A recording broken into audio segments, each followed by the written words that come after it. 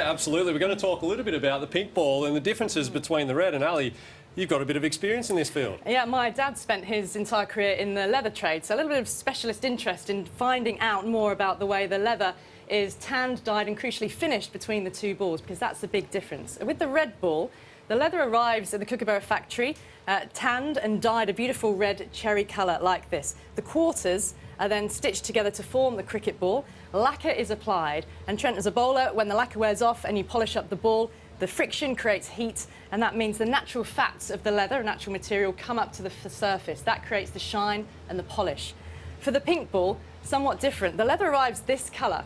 Now, this is not bright enough to be seen in a day-night match under lights. So what has to happen is the leather is pigment finished.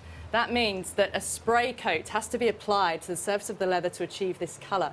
Critically, that forms a barrier to the natural grained surface of the leather, which means that if you try and polish it, there's nowhere for the fats to go. The manufacture of the ball is exactly the same. The core is the same between these two balls. It's stitched in the same way. Black stitching, of course, though, for the visibility. But this is the crucial part. That's the pigment being sprayed on.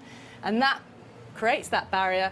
Then the lacquer is applied. So it just means, Trent, when you try and polish it, it's a bit like trying to polish plastic. So you've got to look after the ball in a different way to keep one side clean, really. What's it like to bowl with for you? Well, I love bowling with it, and I don't know whether it's what you're talking about in the difficulty to shine, but I love it because you get to bowl at the best phase of the game at night, and traditionally the groundsman will leave extra coverage of grass on the wicket to let the pink ball materialise and get through the 80 overs nice and well. And this is something that we've noticed in Sheffield Shield cricket, particularly early on in the phase of this pink ball season, would be if the damage occurred, it would be irreparable damage. But Kookaburra are working towards each year improving that. Yeah, and the improvement to the ball this year is slight, but they've left this grain surface of the leather a little rougher so that when they apply the first coats of pigment, the idea is that the pigment keys to the surface better, and that should aid the durability.